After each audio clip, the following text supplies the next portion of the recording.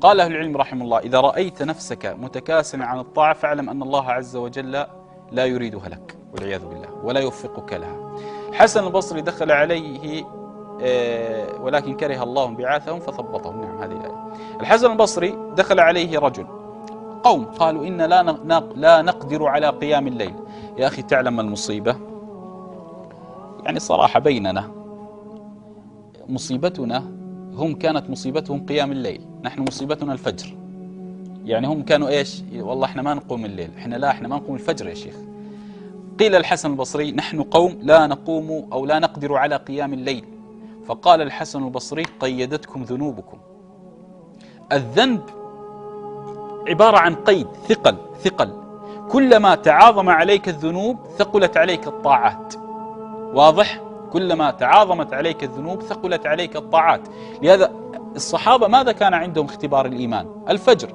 لا يتخلف عن صلاة الفجر إلا منافق معلوم النفاق. إيش رأيكم؟ فميزان الإيمان صلاة الفجر والعشاء. علم أثقل الصلاة على المنافقين صلاة العشاء وصلاة الفجر، كما قال عليه الصلاة والسلام. فهذا يختبر بها الإيمان. فإذا أنت لا تقوم على صلاة الفجر فاعلم أن عندك خلل. ما هو الخلل؟ ذنوب تقيدك. واضح؟ لهذا المرء يعني مصيبة يا أخي. شوف إذا كان النوم، المرء لا يستطيع النوم كالموت. خذوها فائدة لي ولك. النبي صلى الله عليه وسلم يقول: النوم أخو الموت. النبي صلى الله عليه وسلم يقول: النوم أخو الموت. بمعنى أنا حينما أنام كالميت. أذان الفجر لما أسمعه ولا أقوم كأني ميت في سكرات الموت لا أقدر على الطاعة. فالذي لا يستطيع مقاومة النوم للذهاب للطاعة لن يستطيع في سكرات موته أن يقول لا إله إلا الله ويقول طاعة. لأن إذا أنت نوم ما استطعت أن تقاوم، فكيف بسكرات الموت التي أكثر ما يعانيه المسلم من الآلام سكرات الموت.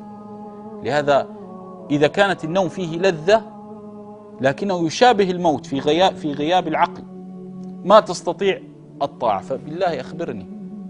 علم؟ لهذا يعني نصيحة لي ولك ولمن يسمع الآن: لا تفوت طاعة، فإن يوم القيامة ستتحسر على كل ثانية فاتت من بين يديك.